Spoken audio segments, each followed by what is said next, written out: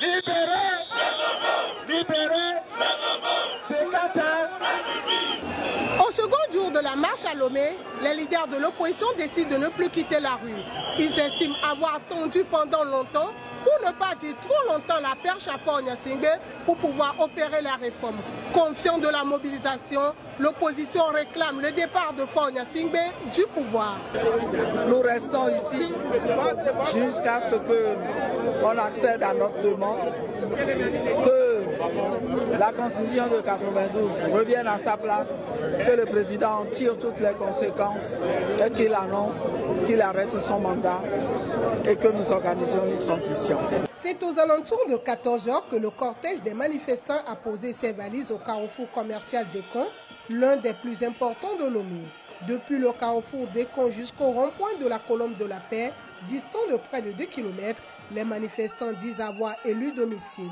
Certains veulent même marcher sur la présidence. Aujourd'hui encore, nous sommes là depuis 8 h du matin jusqu'à alors. Maintenant, on est tout près de franchir le barrage des gendarmes. On attend nos militants, nos dirigeants. Ils vont nous dire, sinon nous on est prêts pour foncer. Nous, on va aller à la présidence. On veut demander au fort de quitter aujourd'hui. Aujourd'hui, il a quitté.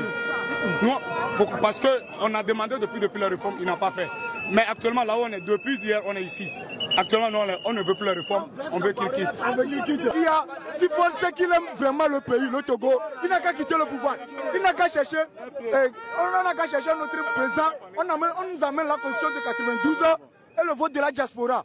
Et quand on va nous amener ça, on va réorganiser les élections. Quand on va réorganiser les élections, celui qui va prendre le pouvoir, il va changer le pays pour nous. C'est ce que nous voulons. Ce jeudi matin, le représentant spécial du secrétaire général des Nations Unies pour l'Afrique de l'Ouest et du Centre, le docteur Mohamed Ibn Chambas, a rencontré les leaders. Ces derniers disent lui avoir transmis un message pour Faure Gnassingbé. Sa visite tombe à pic.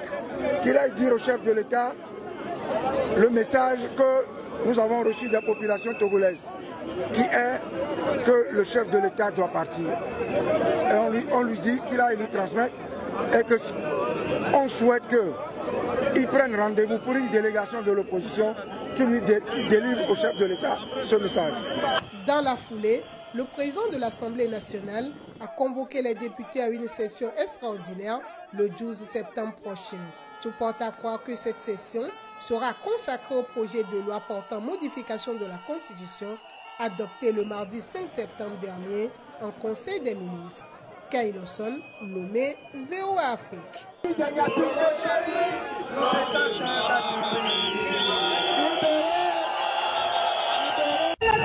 On demandé 500 mon père, pourquoi?